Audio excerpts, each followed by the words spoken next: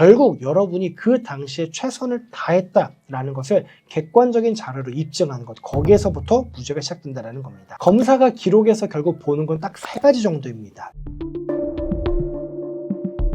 네, 여러분 안녕하십니까? 검사 출신 형사전문 변호사, 법무법인 A파트의 용성호 변호사입니다. 오늘은 사업 실패가 사기로 변하는 순간 검사가 보는 기망의 시점은 언제인가, 어떻게 무죄를 받을 수 있는가에 대해서 설명을 드려보도록 하겠습니다. 사업이 실패했다, 투자가 실패했다, 그렇다고 항상 다 사기일까요? 아닙니다. 내가 상대방에게 돌려줄 돈이 있다는 거는요, 민사적인 문제일 뿐이지 그 자체로 형사처벌의 대상이 되는 사기죄가 성립하는 것은 아닙니다. 열심히 사업을 하다 보면요, 자금이 막힐 때가 있습니다. 그런데 채권자들과 투자자들에게 미안한 마음이 너무나 큰데 그 상황에서 갑자기 경찰에서 당신 사기 혐의로 고소가 접수됐습니다. 경찰 출석하세요 라는 연락을 받으면 정말 마음이 무너지고 공포가 앞설 겁니다. 나는 속일 의도가 없었는데 근데 돈을 주지 못한 건 많고, 그러면은 내가 사기가 되는 건가? 나 이거 교도소 가면 어떡하지? 라고 오해를 하시는데, 나는 속일 의도가 없었다 라고 백날 외쳐봐야 소용이 없습니다. 왜냐? 법이 말하는 사기의 기준은 여러분이 생각하는 상식과 완전히 다르기 때문입니다. 그러면 사기죄의 핵심은 뭐냐면요, 편취의 범위가 언제 결정되느냐입니다. 이게 뭐냐면요,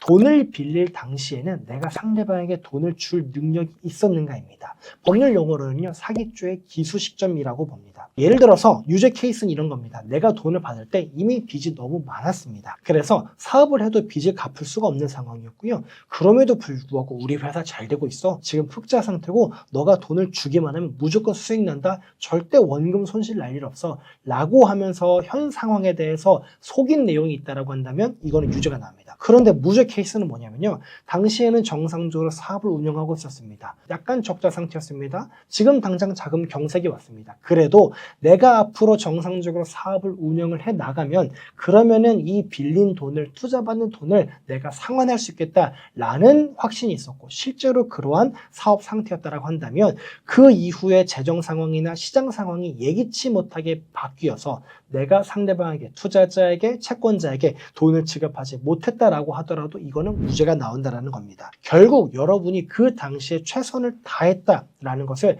객관적인 자료로 입증하는 것, 거기에서부터 무죄가 시작된다는 겁니다. 검사가 기록에서 결국 보는 건 딱 3가지 정도입니다. 첫 번째는 뭐냐면요, 용도입니다. 그러니까 투자자에게 혹은 돈을 빌린 사람에게 사업에 사용하겠다라고 해서 돈을 가져왔을 텐데 그 돈을 실제로 사업을 위해 사용했느냐입니다. 그러니까 내 개인의 어떤 채무를 변제하는 데 쓰거나 내 개인 생활비로 쓰지 않고 실제로 사업을 위해 썼느냐, 이게 첫 번째입니다. 두 번째는 뭐냐면요, 사업 진행의 실체성입니다. 그러니까 나중에 결과가 안 좋았지만 실제로 사업을 운영을 했는지, 사무실 임대돼 있었는지, 직원이 있었는지, 시제품을 제작하거나 내가 이 물건을 만들기만 하면 판매처가 확인이 되어 있었는지, 이렇게 사업을 진행한 흔적이 실체성이 있는지, 이거를 가장 많이 보는데 이게 두 번째입니다. 세 번째는 뭐냐면요, 기망행위의 부존재입니다. 예를 들어서 원금 보장입니다. 절대 이건 손실나지 않습니다. 이거 주면 금방 한 두세 달 내에 무조건 30% 40% 수익금 지급해 드릴 수 있습니다.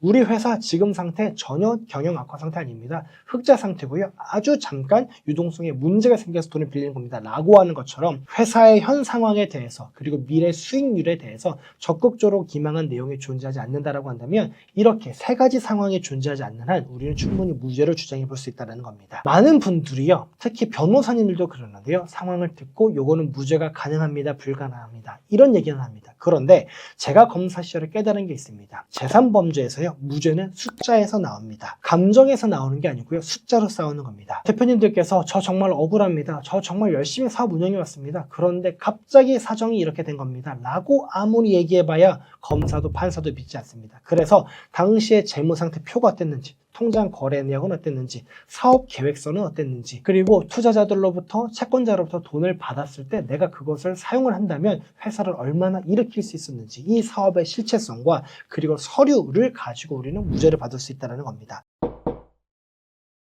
여러분, 검사가 봤을 때요, 판사가 봤을 때 이런 상황이라고 한다면 누구라도 사업 성공을 확신할 수 있는 상황이었고, 그렇다라고 한다면 그 당시에는 최소한 사기의 고의가 없었지라는 경제적인 논리를 법리적으로 평가해서 제출을 해야지만 무죄를 받을 수 있습니다. 여러분께서 만약에 사업 실패, 투자 실패로 인해서 사기 고소를 당했다라고 한다면, 그래서 제가 오늘 말씀드린 그 경우들에 해당하는 경우라고 한다면 저에게 연락 주시면 저희가 여러분의 억울함을 풀어드릴 수 있도록 하겠습니다. 오늘 영상 보시고요, 궁금한 점 있으시면 댓글 남겨주시기 바랍니다. 감사합니다.